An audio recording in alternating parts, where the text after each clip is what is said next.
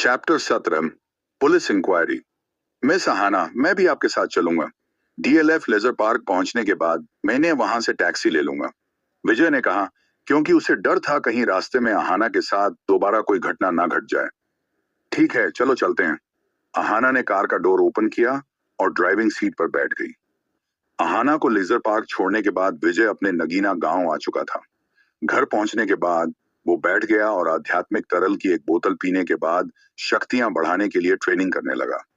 विजय सुबह लगभग 8 बजे बिस्तर से उठा। वो केवल कुछ घंटों के लिए सोया था, लेकिन फिर भी वो एनर्जेटिक महसूस कर रहा था। इसके बाद उसने आज का शेड्यूल बनाया। पैकेज देने के बाद उसे औषधि या जड़ी बूटियों के बाजार जाना होगा।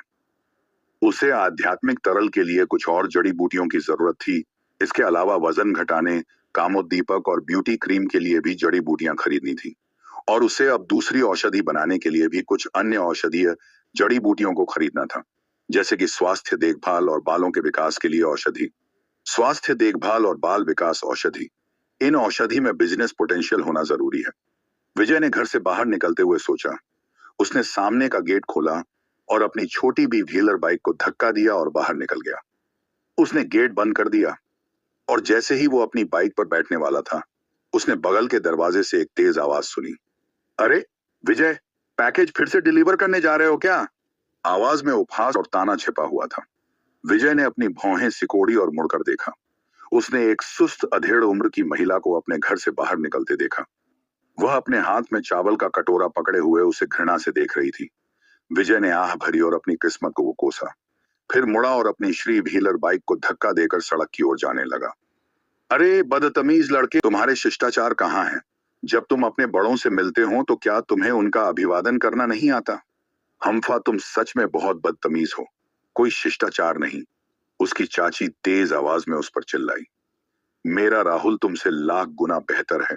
वो अभी भी यूनिवर्सिटी में एक स्टूडेंट है, लेकिन उसके पास ज्ञान और शिष्टाचार दोनों हैं, तुम्हारे तरह नहीं, जो हमेशा पैकेज डिलीवरी करने के लिए बना है। आहा, यह बहुत बुरा है कि तुम्हारे पिता की जल्दी मृत्यु हो गई और वो तुम्हें शिक्षित नहीं कर सका। उसने ऐसे ही ताना मारना जारी रखा। बहुत हुआ, चुप रहो। विजय से अब और बर्दाश्त नहीं हुआ। वो खुद का अपमान बर्दाश्त कर सकता था। आखिरकार वो रिश्तेदार थे और उसके चाचा पहले भी उसकी मदद कर चुका था, लेकिन वो अपने पिता का अपमान बर्दाश्त नहीं कर सकता था। हाँ, देखो तो सही इस छोटे घोड़े को। कद के साथ साथ बदतमीजी भी बढ़ गई और मुझसे इस तरह बात करने की हिम्मत कर रहा है। उसकी चाची को गुस्सा आ गया। उसने अपना चावल का कटोरा और चम्मच नीचे रख दी। वो पागलों की तरह बर्ताव करने लगी थी। देखो गांव वालों, देखो इस बदतमीज अनपढ़ लड़के को, देखो कैसे अपनी चाची पर चिल्ला रहा है। इसके संस्कार बिल्कुल खत्म हो गए हैं। पड़ोसियों ने जब चिल्लाने की आवाज सुनी तो वो जल्दी से अपने घरों से बाहर निकल आए। कुछ छोटे बच्चे भी अपना खेल छोड़ चिल्लाने की आवाज सुन तमाशा देखने आ गए। ध्यान दो बच्चों, भविष्य में उसके जैसा मत बनना। वो स्कूल में नहीं जाता और एक बदमाश लड़का है, इसलिए वो केवल पैकेज डिलीवर करने जैसे तुच्छ काम करता है। छोटे बच्चों ने उसकी ओर देखा। उन्हें समझ नहीं आया कि वो क्या कह रही है। फिर वो विजय की ओर मुड़ गए। ठीक है, इतना ही काफी है। क्या तुम हमारे भतीजे के प्रति दयालु नहीं हो सकती? चाचा घर से बाहर आ गए। हाँ, क्या तुम उसका पक्ष ले रहे हो? तुम इस बदतमीज लड़के का परिचय क्यों ले रहे हो जिसके पास कोई शिष्टाचार नहीं और ना ही उसका कोई भविष्य है? उसकी चाची ने तेज आवाज में चिल्लाते हुए कहा। उसकी तेज आवाज सुन चाचा चुप हो गए। विजय ने अपने गुस्से को दबाने के लिए एक गहरी सांस ली। फिर अपनी भी विस्ताई व्हीलर बाइक पर बैठ वहां से जाने लगा। इससे पहले वो वहां से जा पाता, तभी सड़क पर एक पुलिस की गाड़ी उसकी ओर आती दिखाई दी। नगीना गांव में पुलिस की गाड़ियों का आना एक दुर्लभ दृश्य था। सभी गांव वाले इकट्ठा हो गए और उसी ओर देखने लगे। कुछ गांव वाले आपस में चर्चा करने लगे। अब कौन मुसीबत में है? पुलिस की गाड़ी सीधे सड़क पर चलती हुई विजय के पास आकर रुकी। गाड़ी का दरवाजा खुला और दो पुलिस कांस्टेबल बाहर निकले। एक की उम्र लगभग 50 लग रही थी, उसकी जबकि दूसरी की उम्र लगभग 20 थी। अधेड़ उम्र के पुलिस अधिकारी ने चारों ओर देखा और चिल्लाया, तुम लोगों में से विजय कौन है? यह सुनकर गांव वालों में हड़कंप मच गया। गांव वालों की भीड़ विजय को अजीब नजरों से देख रही थी। यह तो विजय की पूछ रहे हैं, क्या वो फिर से किसी मुसीबत में पड़ गया है? विजय हमेशा मुसीबत में क्यों रहता है? वह आधे महीने पहले भी गुंडों से लड़ने के चक्कर में अस्पताल में भर्ती रहा था और इस बार उसने पुलिस वालों के साथ पंगा ले लिया है। गांव वाले आपस में बातें कर रहे थे। इस बीच उसकी शाम बीशी उसकी चाची खुश हो गई और उसकी खुशी सारू देखी जा सकती थी। देखो उसे, मैं उसके बारे में सही थी। मुझे पता था कि वो मुसीबत साथ लेकर घूमता है और एक दिन जेल भी चला जाएगा। देखो जब क्या हो रहा है। ये बहुत शर्म की बात है कि उसके जैसा कोई लड़का नगीना गांव में मौजूद है। यह सही है। उसकी वजह से हमारा पूरा गांव शर्मसार हो रहा है। कई लोग सहमत हो गए और उन्होंने विजय को खा जाने वाली नजरों से देखा। विजय इन पुलिस ऑफिसर्स को देख उलझन में था। उसे समझ नहीं आ रहा था आखिर उसने ऐसा कौन सा गुनाह कर दिया जो यह पुलिस वाले उसे ढूंढ रहे हैं। क्या यह कल रात की वजह से है? ऐसा नहीं हो सकता। मुझे नहीं लगता कि गुंडों के झुंड ने पुलिस को भेजा होगा। दोनों पुलिस ऑफिसर्स ने विजय को देखा। अधेड़ उम्र के पुलिस ऑफिसर ने आगे बढ़कर विजय को घूर कर देखा। तो तुम हो विजय? चलो हमारे साथ। क्या बात है ऑफिसर? विजय ने कहा। हमें गुप्त सूचना मिली है कि तुम एक डकैती में शामिल हो, इसलिए हमारे साथ चलो और इन्वेस्टिगेशन में हमारी मदद करो। अधेड़ उम्र के ऑफिसर ने ठंडे स्वर में जवाब दिया। गांव वालों के बीच चर्चा अचानक और अधिक तीव्र हो गई। अरे लूटपाटा, क्या यह लड़का छोटी सी उम्र में ही लूटपाट जैसे गैर कानूनी काम भी करने लगा है? इसने तो हमारे गांव की प्रतिष्ठा बर्बाद कर दी। उसकी चाची चिल्लाई। गांव वालों की नजरें और ज्यादा इंटेंस होती गईं। मुझे विजय के इस तरह होने की उम्मीद नहीं थी। कोई आश्चर्य नहीं।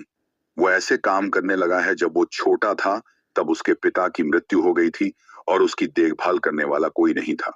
गांव वालों ने दबी हुई आवाज में चर्चा की। लूटपाट? यह कैसे हो सकता है? कोई मुझे धोखे से फंसाने की कोशिश कर रहा है। यह सोचते हुए विजय के चेहरे का रंग बदल गया और उसे बहुत तेज गुस्सा आने लगा। एक्सक्यूज मी ऑफिसर, शायद आप लोगों से कोई गलती हुई है। भले ही आप लोगों को कोई सूचना मिली है, लेकिन क्या आपके पास मेरे खिलाफ कोई एविडेंस है? विजय ने कहा। बेशक हमारे पास है। अधेड़ उम्र का पुलिस ऑफिसर जिद्दी था। हमने तुम्हारे बैंक खाते की जांच की और पाया कि तुम्हारे पास 8 लाख से अधिक रुपए हैं। हम यह भी जानते हैं कि तुम केवल एक डिलीवरी बॉय हो। इसलिए मुझे बताओ, एक डिलीवरी बॉय के पास 8 लाख रुपए कैसे आए? 8 लाख रुपए सुन गांव वालों के बीच फिर से फुसफुसाहट शुरू हो गई। 8 लाख रुपए! हे मेरे ईश्वर, विजय को इतना पैसा कहां से मिला? उसने पक्का इन्हें कहीं से चुराया है। 8 लाख रुपए की चोरी! आखिर विजय को इतने पैसे चुराने की सजा कितनी मिलेगी? विजय ने अपने गुस्से को दबाया और कहा, मैंने ये पैसा खुद की मेहनत से कमाया है। ये चोरी का पैसा नहीं है। जहां तक डकैती की बात है, ये सब मनगढ़ंत है। मुझे फंसाया जा रहा है। अच्छा, अधेड़ उम्र के पुलिस ऑफिसर ने मुस्कुराते हुए कहा, तुम जभी भी बहस कर रहे हो। तुम सिर्फ एक डिलीवरी बॉय है। तुमने 8 लाख रुपए कैसे कमाए? अगर तुम अपने बॉडी पार्ट्स भी बेच देते हो तो भी इतना पैसा नहीं कमा सकते। फिर उस ऑफिसर का चेहरा गंभीर हो गया और जवान पुलिस ऑफिसर को ऑन ऑर्डर देते हुए कहा, जाओ उसे पकड़कर गाड़ी में डालो। हम उससे पुलिस स्टेशन चलकर अच्छे से पूछताछ करेंगे। विजय को अब महसूस होने लगा था कुछ तो गलत है। यह अधेड़ उम्र का पुलिस ऑफिसर जानबूझकर उसे किसी के साथ मिलकर फंसाना चाहता है। उसने फिर से ध्यान से सोचा। तभी उसे याद आया कि तनवीर ने कहा था कि उसका एक चाचा पुलिस ऑफिसर है। क्या यह वही है? अगर ऐसा था तो बात करने का कोई मतलब नहीं था। यह पुलिस ऑफिसर उसे पकड़कर किसी भी हालत में थाना जरूर ले जाएगा। आ, भले ही वो निर्दोष साबित हो जाए, फिर भी उसकी सारी इज्जत तो बर्बाद हो जाएगी। रुको, विजय ने एक कदम पीछे हटकर कहा। तुम अभी भी इनकार करने की कोशिश कर रहे हो? अधेड़ उम्र के पुलिस ऑफिसर ने मुस्कुराते हुए कहा। विजय के चेहरे पर कोड भाव नहीं थे। ऑफिसर, आपका सरनेम मिश्रा है ना? इसमें कोई शक नहीं। आप तनवीर मिश्रा को तो जानते ही होंगे। अधेड़ उम्र के पुलिस ऑफिसर के चेहरे का रंग बदल गया, लेकिन जल्दी ही वह शांत हो गया और वह पहले से कहीं अधिक दुष्ट लग रहा था। हाँ, मेरा सरनेम मिश्रा है, लेकिन इसके बारे में क्या? मुझे नहीं पता कि यह तनवीर मिश्रा कौन है। मैं तुम्हें लास्ट वार्निंग दे रहा हूं। अगर तुमने हमारे साथ कोऑपरेशन में मदद नहीं की तो हम तुम्हें जबरदस्ती गिरफ्तार कर घसीटते हुए पुलिस स्टेशन ले जाएंगे। मुझे नहीं लगता कि तुम अपने सभी रिश्तेदारों और गांव वालों के सामने ऐसा कुछ चाहते होगे। मैं कम से कम एक फोन तो कर सकता हूं ना? विजय ने कैजुअली कहा। अधेड़ उम्र का पुलिस ऑफिसर हैरान रह गया। फिर वो मुस्कुराते हुए सोचने लगा। वो केवल एक पिछड़े हुए गांव का गरीब लड़का ही तो है। आखिर वो फोन कर कर क्या ही कर सकता है। उसके अमीर माँ बाप तो है नहीं जो फोन करने से उसे बचाने आ जाएंगे। ठीक है, तुम फोन कर सकते हो, लेकिन इसका कोई फायदा नहीं। तुम कानून से फिर भी नहीं बच सकते। विजय ने कुछ नहीं कहा और शांति से अपनी जेब से फोन निकाला और प्रभास थापा का नंबर डायल किया। प्रभास थापा प्रॉपर्टी बिजनेस में था और वो अच्छे से इस मैटर को संभाल सकता था। उसके कुछ कनेक्शन भी होंगे जिनकी मदद से वो विजय की मदद कर सकता। घत कॉल के डायल होने के कुछ देर बाद दूसरी तरफ से फोन उठा लिया गया और प्रभास की उत्साही आवाज सुनाई दी। अरे विजय, तुम हो? इतनी सुबह मुझे कैसे याद किया? बिग बॉम, वही है भाई बा, मैं अभी एक मुसीबत में हूँ। 2 पुलिस ऑफिसर मेरी तलाश में आए हैं और उन्होंने कहा कि मैं एक डकैती में शामिल हूँ और मुझे गिरफ्तार करना चाहते हैं। क्या? कॉल के दूसरी तरफ से विजय को प्रभास की हैरानी भरी आवाज सुनाई दी। बास्टर्ड, कौन सा कमीना मेरे छोटे भाई को फंसाना चाहता है? वो किस लूट की बात कर रहा है? क्या गड़बड़ है? तुम्हारे टैलेंट के साथ तुम्हें पैसे लूटने की भला क्या जरूरत?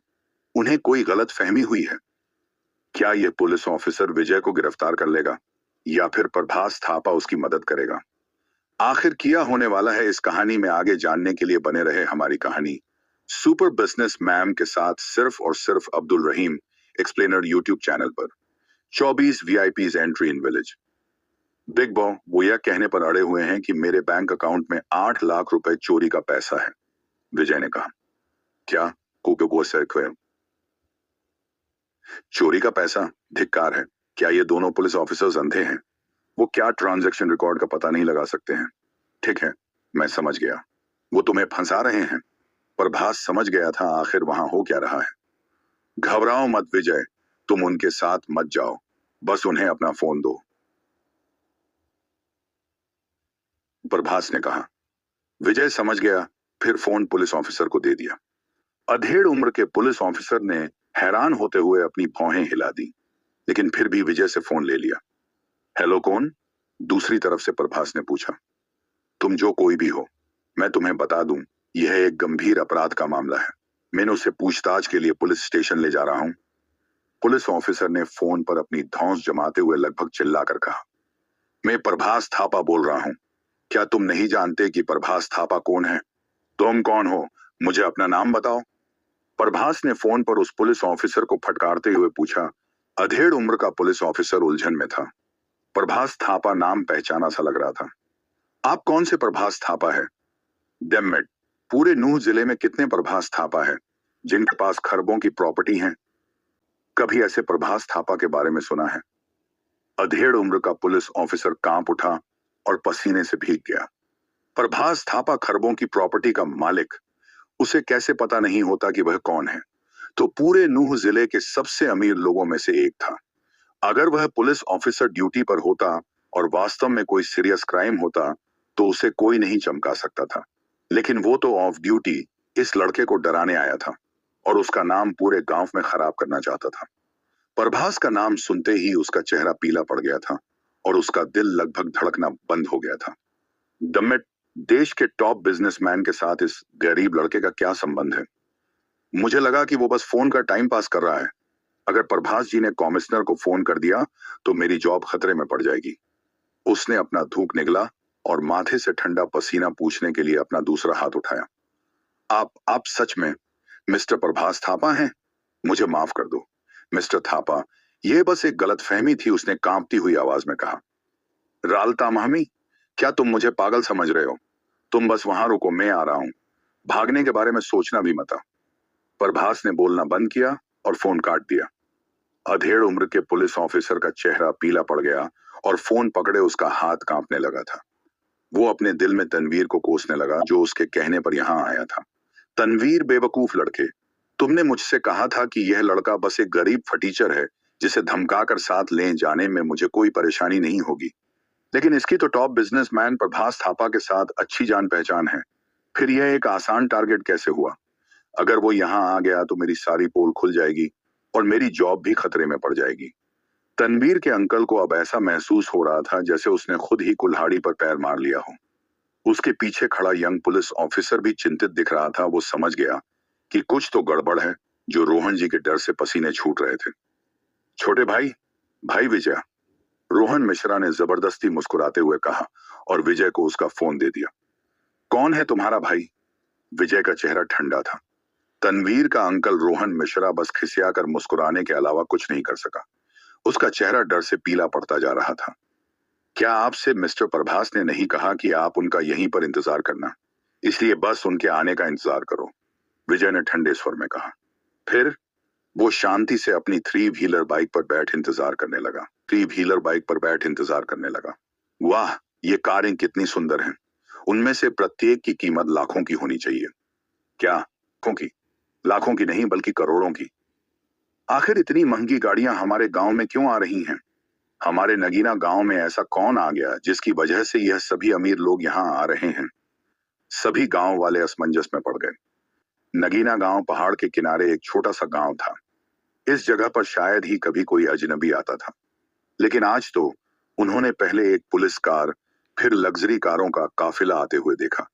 यह सच में अजीब था। लग्जरी कारों का काफिला भीड़ के सामने वाली सड़क किनारे आकर रुका।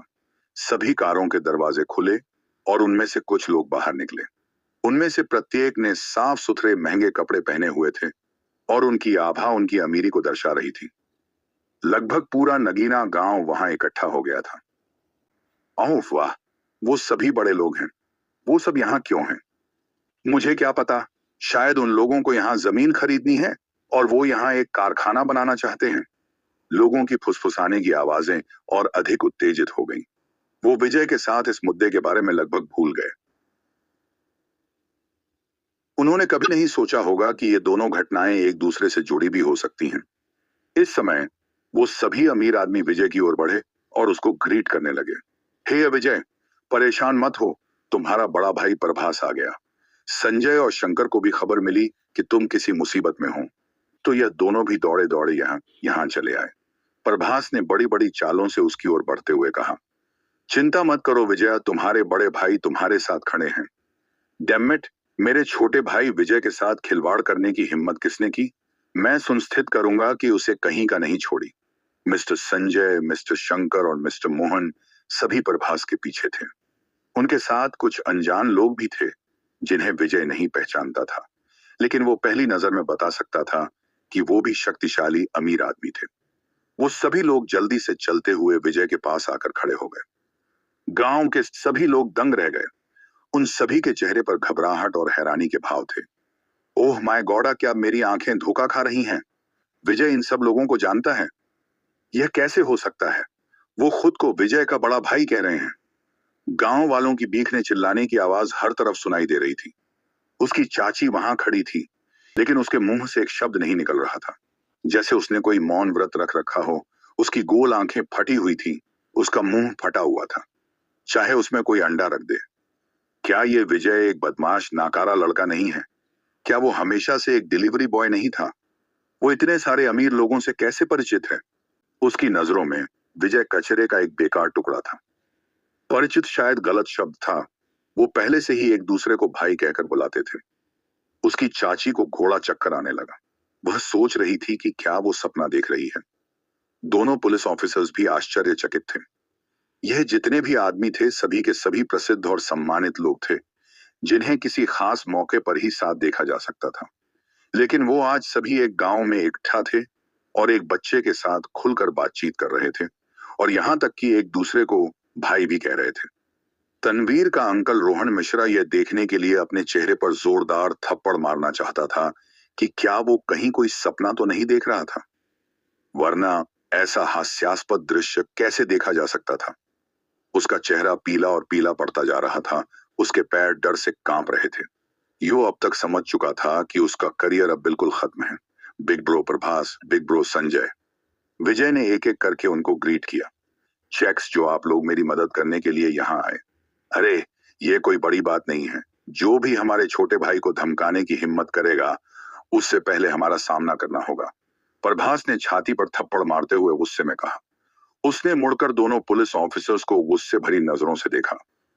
मुझे लगता है तुम दोनों में हिम्मत बहुत है, जो अपनी पोस्ट का फायदा उठाकर आम नागरिकों को परेशान कर रहे हो, और तुमने हमारे छोटे भाई को फंसाने की कोशिश कि जो एक बहुत अच्छा लड़का है, अगर तुमने उसके साथ कुछ भी गलत करने का सोचा, वो तुम्हारे लिए कतई भी अच्छा नहीं होगा।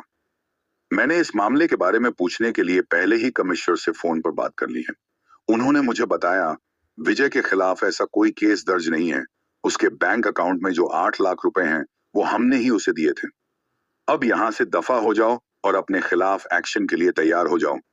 दोनों पुलिस ऑफिसर्स रिस्पेक्टफुली झुक गए और आहें भरने लगे। वो बहुत जोर से सांस लेने की हिम्मत भी नहीं कर पा रहे थे। प्रभास का बोलना समाप्त होने के बाद रोहन मिश्रा का फोन बजने लगा। कॉल नोटिफिकेशन पर नाम देखकर उसका चेहरा दूध की तरह सफेद हो गया। उसने फोन उठाया और दूसरी तरफ से कमिश्नर के चिल्लाने की आवाज सुनी। रोहन, तुम पागल हो गए हो क्या? जल्दी से यहाँ वापस आओ। तुम्हारी वजह से मेरी नौकरी भी खतरे में है।